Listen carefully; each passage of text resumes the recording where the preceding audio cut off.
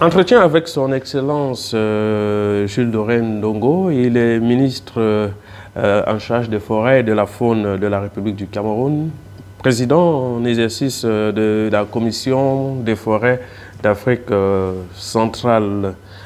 Bienvenue dans cet entretien dans le cadre d'échanges.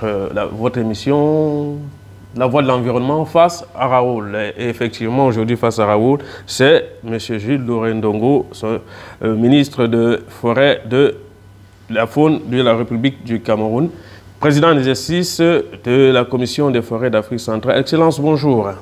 Bonjour Raoul. Ah oui, Excellence. Quels sont, en termes d'enjeux, les grandes mesures dans la gouvernance forestière au Cameroun dont vous avez la charge? En parlant de gouvernance, c'est l'ensemble des mesures qui permettent dans une organisation de donner de la lisibilité, d'admettre la transparence, la redevabilité lorsqu'on conduit une organisation des activités. Et ça repose dans une bonne structuration institutionnelle, l'application des règles écrites qui sont l'aboutissement d'un processus légal, normal. À cet égard, dans mon pays, l'activité forestière, elle est régie par une loi de 1994. Le ministère est structuré par un décret présidentiel qui lui-même se réfère au décret organisant le gouvernement et qui assigne des missions à diverses administrations sectorielles. L'architecture du ministère organise des services centraux, déconcentrés, jusqu'au niveau carrément des chefs de poste forestiers, donc dans les villages et arrondissements. Donc je pense que du point de vue de la gouvernance, nous avons tous les éléments qu'il faut. Il s'agit seulement de se conformer maintenant à la réglementation. Et sur les aspects pratiques de gestion forestière, on peut se dire aujourd'hui qu'au niveau du Cameroun, toutes les législations permettent d'assurer une bonne pratique en termes de conservation, de coupe et de transport, d'exportation dans le domaine de... Alors, chaque fois, lorsque vous abordez ces aspects, vous aurez toujours, et dans tous les pays du monde, une sorte de conflit d'intérêts entre, d'un côté, les défenseurs de l'intérêt général, ce sera généralement les défenseurs, les représentants de l'État, et ceux qui sont adeptes des intérêts particuliers, et ça on comprend. Lorsque les gens sont dans l'exploitation forestière ou dans l'exploitation faunique, le commerce des espèces, ainsi de suite, ils ne viennent pas là pour les beaux yeux, ils viennent pour se faire du profit. Alors, d'un côté, vous aurez chaque fois ceux qui remplissent les conditions et n'ont aucun problème avec l'administration. Très souvent, c'est des acteurs importants, détenteurs d'une concession, et qui ont, on va dire, tous leurs documents à jour. Comme au plan privé, ils sont à jour de leurs contributions. Et puis, vous avez une importante catégorie qui, elle, se livre au jeu du chat et de la souris et qui essaye de passer entre les lignes. Et c'est donc ceux-là qui sont toujours en violation, qui agissent en violation des règles, des normes, et qui sont dans l'objet de la poursuite des personnels assermentés du ministère des Forêts et de la Faune.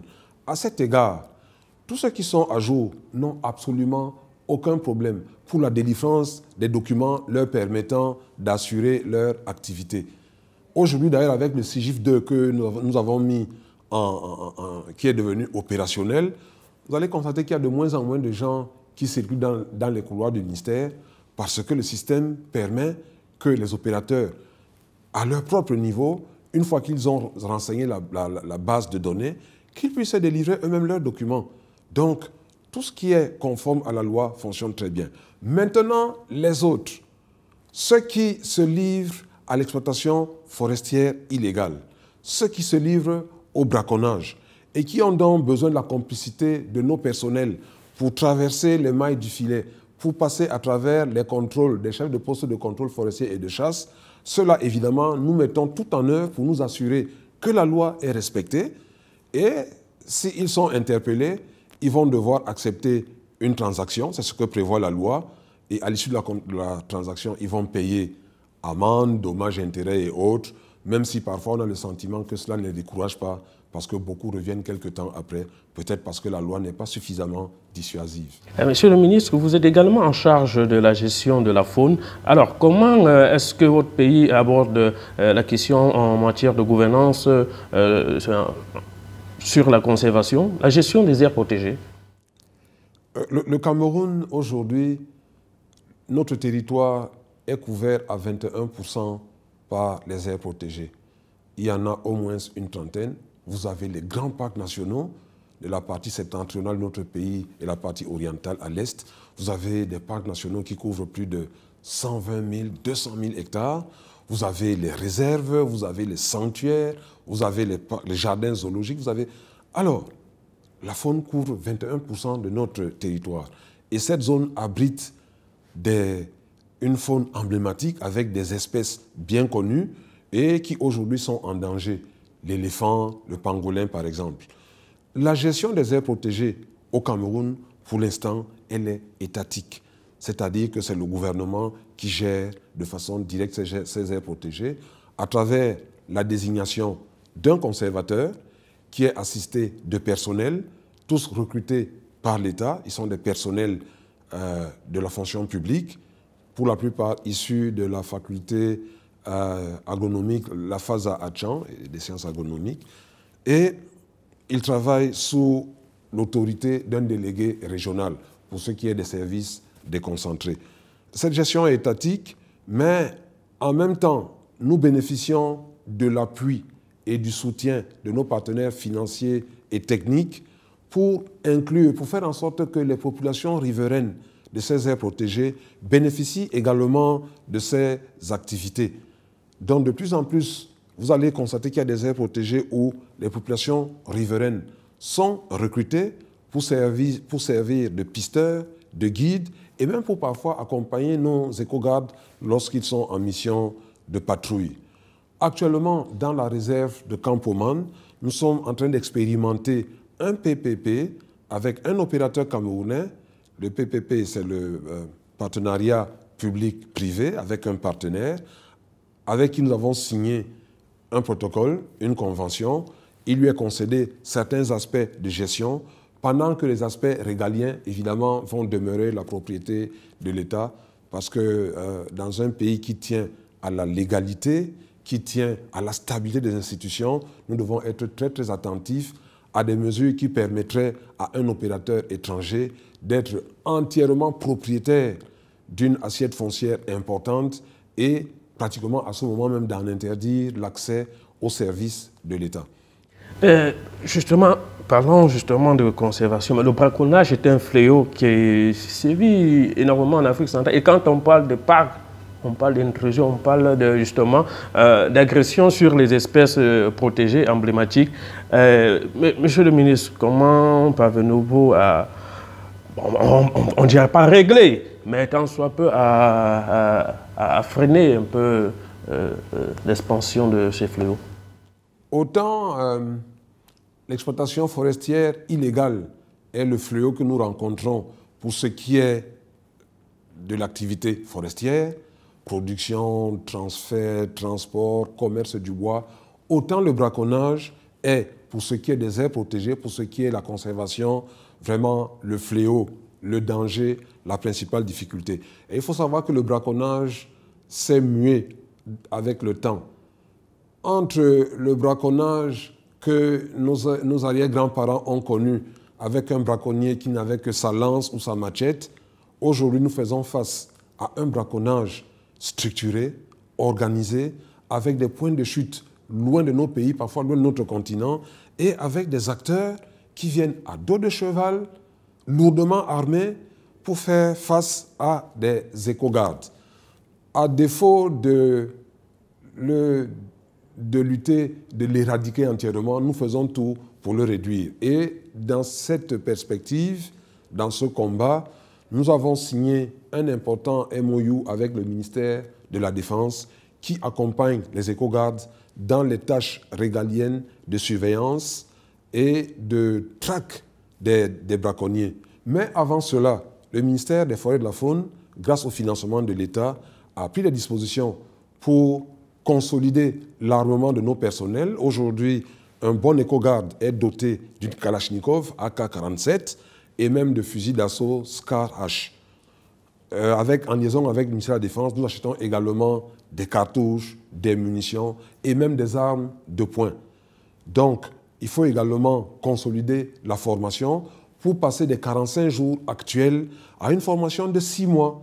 Dans cet esprit, dans cette perspective, nous avons envisagé la réforme de nos 2 grandes écoles, l'école des eaux et forêts de Mbalmayo, pour les aspects de formation, mais également des aspects de formation militaire, et l'école de la faune de Garoua. Le ministère de la Défense nous a soutenus. Des missions conjointes sont allées sur le terrain pour faire déjà l'état des lieux, et on a identifié les pistes autour des stades, le parcours du combattant, les zones de tir où les gens vont s'exercer au tir. Donc tout ça est dans le pipe et nous avons bon espoir que la combinaison de toutes ces mesures, mesures internes au ministère, convention avec le ministère de la Défense, divers appuis, ministère des Finances, synergie avec la douane, avec les services de la justice, notamment les procureurs, nous devions arriver vraiment à une bonne réduction de la tâche des braconniers et à les mettre en difficulté. C'est-à-dire que le statut des éco-gardes au niveau du Cameroun pourra évoluer en s'en mutant en un corps paramilitaire? Je dois dire que le statut des éco-gardes chez nous, depuis le décret de 86, ce sont des paramilitaires. Maintenant, ce qu'il faut, c'est que le statut passe, qu'il devienne exécutoire, qu'on l'implémente et que dans un certain nombre d'avantages qui sont attachés deviennent quotidiens et concrets. Mais pour ce qui est de la formation, un bon éco-garde a fait sa formation militaire, soit en Gaoundéré, soit à Koutaba, soit à Douala. Ce que je dis, c'est que pour l'instant, elle est de 45 jours et nous souhaiterions que ces gens soient réellement formés, aguerris, et qu'à cet égard, la formation passe à 6 mois, par exemple. Donc le statut paramilitaire, il est bel et bien là. Il faut maintenant l'implémenter, le rendre exécuteur. Monsieur le ministre de la Conservation, c'est-à-dire que 21 parcs, c'est énorme. Ça appelle à beaucoup de moyens pour justement la surveillance. Alors comment est-ce qu'on répond efficacement à ce besoin de moyens et d'étendue? Parce qu'une autre question, c'est fera-t-on de tout un pays des aires de conservation? Non, je pense que notre société aujourd'hui, notre environnement ont bien identifié la notion de conservation de la biodiversité. C'est un tout, hein, avec également la préservation, la protection des écosystèmes forestiers. C'est tout cet ensemble qui permet à la planète de bien respirer. C'est cet ensemble avec la séquestration du carbone qui font que, malgré l'empreinte carbone, malgré nos activités anthropiques, nous arrivons quand même à une moyenne qui fait que, avec la séquestration, avec l'émission de l'oxygène par le processus de photosynthèse, nous tenons le coup. Et à cet égard, les forêts du bassin du Congo, les forêts tropicales du bassin du Congo, leur rôle est bien reconnu dans la lutte contre les changements climatiques. C'est donc dire que ces aires protégées, ces réserves forestières, ces concessions sont tout un ensemble dont la place est bien reconnue dans le système mondial actuel. Maintenant, avec les difficultés que nous connaissons, avec les crises sanitaires, Covid, les crises sécuritaires, nord-ouest, sud-ouest, l'afflux des réfugiés dans la zone orientale de notre pays, le long de la frontière entre le Cameroun et la RCA. Vous voyez bien que l'État fait face à des chocs externes qui obèrent nos avoirs, nos finances.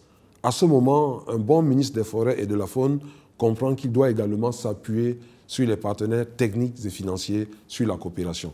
C'est ce que nous faisons avec le partenariat des forêts du bassin du Congo. C'est ce que nous faisons en bilatéral avec certains pays qui nous appuient, le Royaume-Uni de Grande-Bretagne, les États-Unis, la France par l'AFD.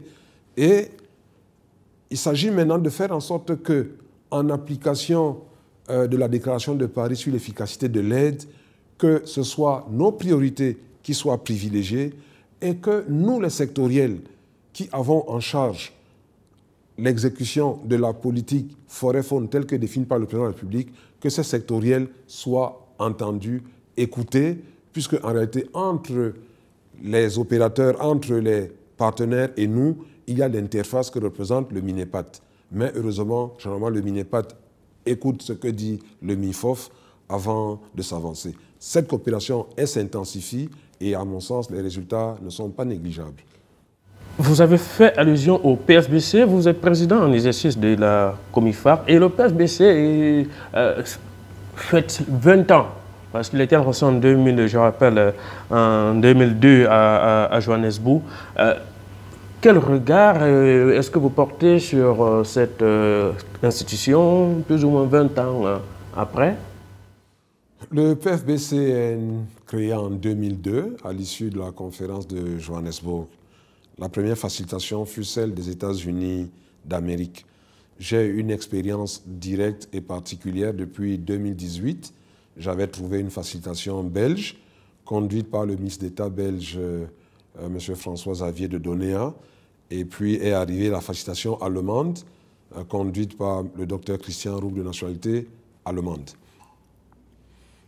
Le constat que nous faisons, c'est que la facilitation joue un rôle d'assistance et d'appui. Appui financier, appui technique. Elle doit nous assister dans la recherche des partenariats, et c'est même son rôle, la recherche de tous les instruments qui peuvent nous permettre de mettre en œuvre les politiques, qu'elles soient transversales, qu'elles soient transnationales, par exemple c'est la Comifac, ou qu'elles soient également nationales, c'est-à-dire d'État à partenaire. Avec la facilitation allemande, nous avons vu la montée en puissance de la reconnaissance des pays du bassin du Congo, la reconnaissance du rôle de la Comifac.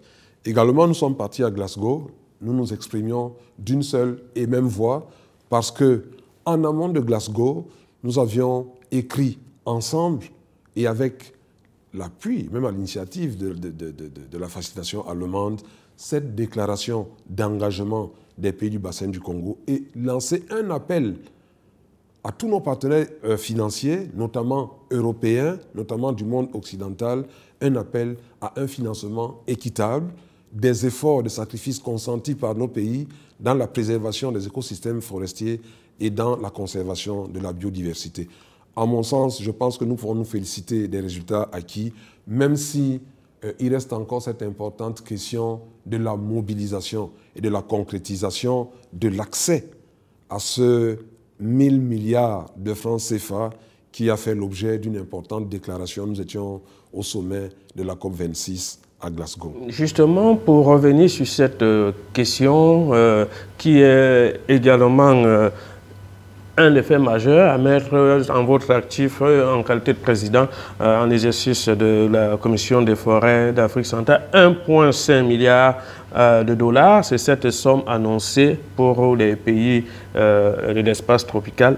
Alors, au-delà, depuis Glasgow, vous avez eu des échanges de haut niveau avec vos pairs ainsi que les bailleurs. Alors, de façon projetée,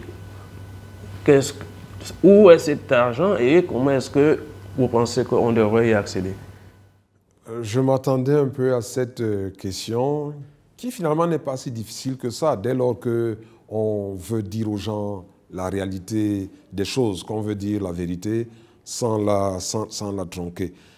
J'ai peur que le 1,5 milliard de dollars US suive également la voie des 100 milliards qui avaient été promis à Copenhague.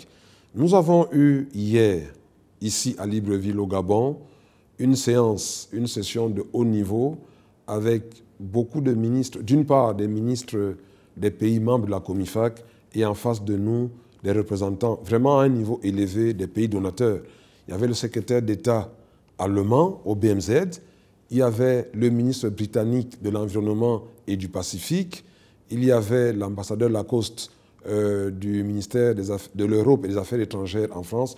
On était assez nombreux, les ambassadeurs de Suède et autres.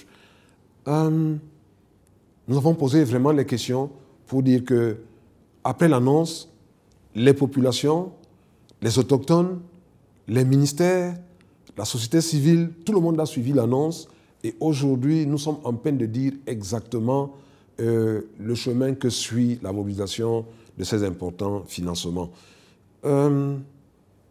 Lorsque nous concluions Glasgow, nous étions mis d'accord pour mettre en place un petit groupe de travail. Parce que l'une des difficultés, voyez-vous, que nous avons avec ces questions, c'est que lorsque les financements comme ça sont annoncés, très souvent, le véhicule financier est un véhicule identifié par le donateur. Et ce véhicule, généralement, soit l'agence d'exécution, vient avec un certain nombre de conditionnalités. Certaines conditionnalités n'ont parfois rien à voir avec le secteur bénéficiaire de cette manne, le secteur des forêts et de la faune.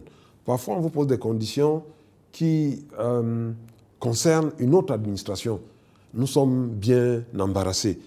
Et ce que nous avons dit, c'est que nous entendions qu'ensemble, nous identifions si tel est vraiment le passage obligé, que nous identifions ensemble ces conditionnalités, que nous mettions ensemble pour les définir et que les pays du bassin du Congo voient leur capacité à satisfaire et que finalement ces moyens soient débloqués. Et évidemment, nous n'éludons pas les questions de gouvernance. Encore que lorsque ces moyens viennent, ils ne sont pas gérés par le ministre ou bien par ses services déconcentrés. Donc si on doit même parler de gouvernance en cette question, ce n'est pas à moi qu'on doit s'adresser, mais c'est beaucoup plus soit aux ONG qui sont récipiendaires, réceptacles de ces moyens, soit aux agences d'exécution, soit du système des Nations Unies, soit autres. Mais moi, Cameroun, je continue à attendre de gérer ce 1,5 milliard qui a été promis depuis Glasgow. Et si jamais il arrivait, évidemment, je vais m'astreindre à l'impératif de redevabilité, à l'impératif de transparence, à l'impératif, n'est-ce pas, d'une possibilité ouverte à tous d'avoir accès à la moindre information. C'est aussi ça aujourd'hui la gouvernance sur ce sujet. Excellence, également, il y a le programme ECOFAC qui, 30 ans après, a pris fin avec sa 6e phase. Et votre pays également, le Cameroun, a été un des pays bénéficiaires de ce programme. Alors, quelle satisfaction vous faites-vous au thème de ce programme? Je rappelle qu'il est une initiative de l'Union européenne. Le programme ECOFAC est un programme de l'Union européenne.